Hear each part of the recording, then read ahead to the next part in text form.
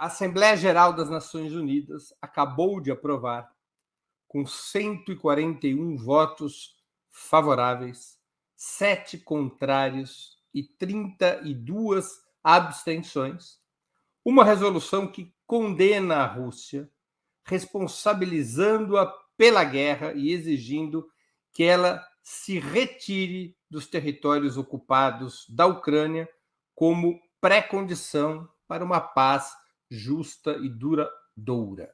O Brasil, ao contrário da China, da Índia e da África do Sul, entre outros, votou ao lado da proposição endossada pela União Europeia e os Estados Unidos.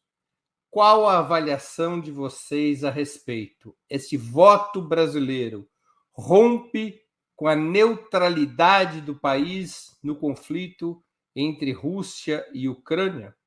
Com a palavra, Rose Martins. Olha, Breno, quais vão ser os desdobramentos objetivos dessa posição? Não dá para a gente dizer agora.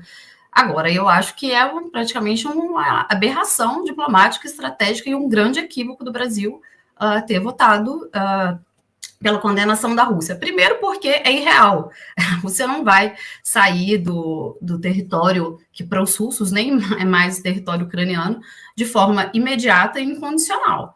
Em segundo lugar, o Brasil destoou de um grupo que é muito importante para ele, que é o grupo dos BRICS. Foi o único país a votar diferente no grupo dos BRICS. E se alinhar com políticas da União Europeia e dos Estados Unidos, que estão em desarmonia com o projeto de integração regional do Brasil, com o projeto de inserção internacional do Brasil.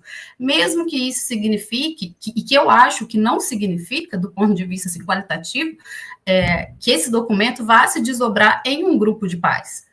O Lula falou há poucos dias, aí por isso que eu chamo atenção para isso, que é desarmônico, o Lula falou há poucos dias que ninguém está falando de paz, inclusive os países da União Europeia e os Estados Unidos.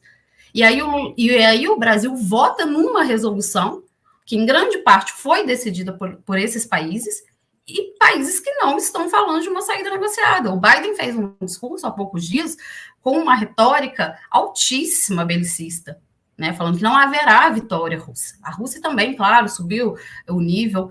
Então, assim, achei desarmônico, achei péssimo, um grande equívoco do Brasil, uma bola fora depois de 30 dias de janeiro, muito bem posicionados do ponto de vista da nossa integração regional, da política externa, da própria visita nos Estados Unidos, que não tem muitos resultados objetivos, mas que serve como uma espécie de peça de propaganda do Brasil para mostrar que foi bem recebido pela potência hegemônica, eu achei bastante negativo. Agora, o que vai ser depois daqui, não dá para a gente saber fazer um exercício de futurologia, se o Brasil se isso vai impactar as relações com a Rússia de forma direta, talvez não, mas achei que, de toda forma, é uma sinalização muito negativa do Brasil, da diplomacia brasileira.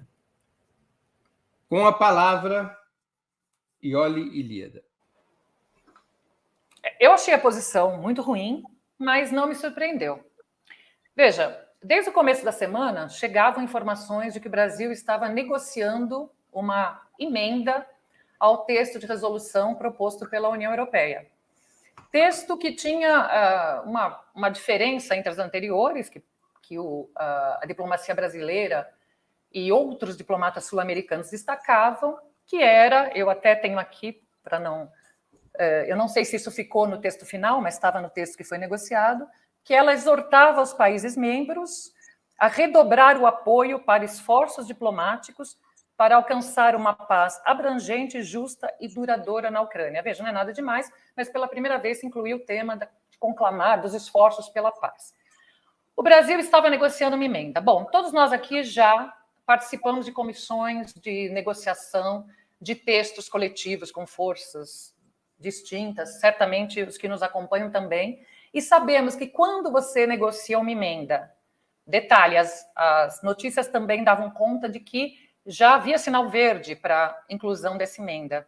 O que essa emenda dizia, basicamente? Essa emenda incluía, na parte do texto que reiterava, que é a parte problemática, que a Rússia deveria imediatamente, completamente e incondicionalmente retirar suas forças militares das fronteiras internacionalmente reconhecidas, e esse das fronteiras internacionalmente reconhecidas não é um detalhe menor, né?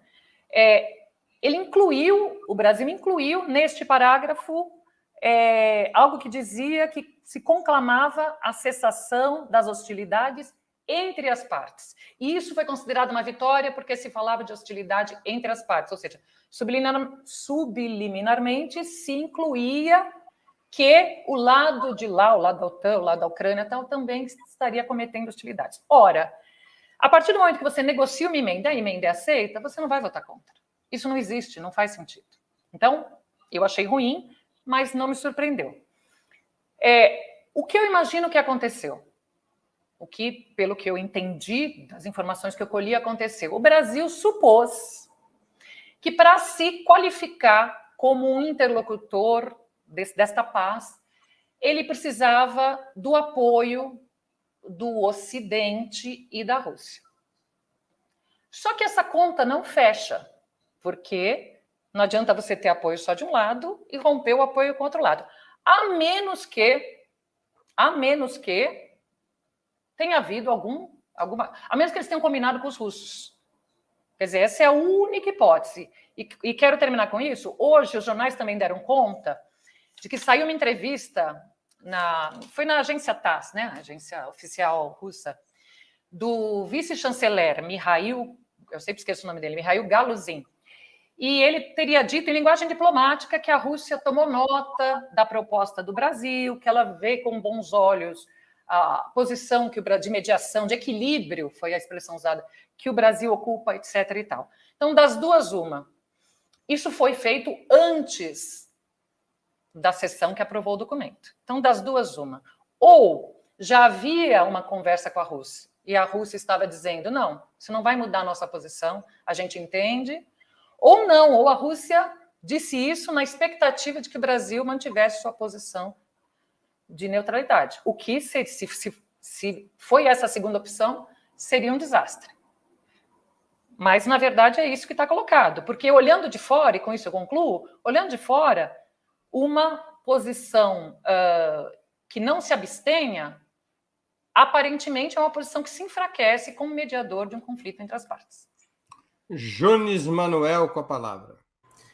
Veja, eu quero fazer um comentário mais geral sobre o perfil teórico e político dos quadros do governo petista da nova geração. Note bem, o petismo, por mais críticas que a gente possa ter a reformismo e não sei o que mais lá, a gente está falando de agremiação política que nasce com intenso diálogo e solidariedade com a Revolução Cubana, com a Revolução Nicaragüense, com as tradições latino-americanas de luta, né? Então, no auge de qualquer crítica que você possa fazer a um José Dirceu, a um Genuíno por políticas reformistas, eles inegavelmente sempre mantiveram uma política de unidade latino-americana, de boas relações com Cuba, de boas relações com a Venezuela, com Hugo Chávez e por aí vai.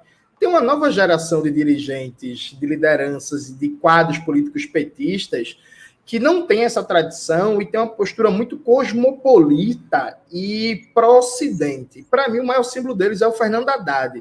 Tanto que nos bastidores eu brinquei que isso foi uma haddadização do governo. O Fernando Haddad é aquela figura que conseguiu, na entrevista por Roda Viva, acho que foi 2019, se orgulhar porque quando rolou o golpe na Bolívia, ele foi reclamar com o Evo Morales no grupo de Zap que o Evo tentou a reeleição e não chamou o golpe de golpe. A entrevista com a Vera Magalhães. Então, eu acho sintomático, para além da posição do Brasil ser muito ruim, e aí considerando todos os comentários que Rose e Oli fizeram, que eu, grosso modo, tenho um acordo, mas eu considero sintomático, do ponto de vista político e ideológico, que essa posição é uma derrota para uma certa cultura petista, de muita solidariedade latino-americana, de muita unidade latino-americana, e que, a despeito de todas várias críticas que a gente possa fazer ao PT, na política externa, o PT, grosso modo, sempre atuou bem. Acho que assim, a gente pode debater muito a política econômica, agrária, urbana e por aí vai, mas na política externa, com algumas exceções, como a invasão do Haiti, a política externa do período petista, do governo Lula e Dilma, foi boa, percebe? Porque é um governo, enfim, de esquerda, centro-esquerda e por aí vai.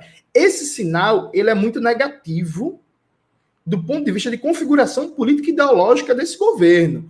É o tipo de lógica, e quando eu brinco falando de haddadização do governo, é que isso fortalece lógicas como a do Fernando Haddad. Porque tem muita gente no governo Lula que acha que imperialismo é teoria da conspiração, viu?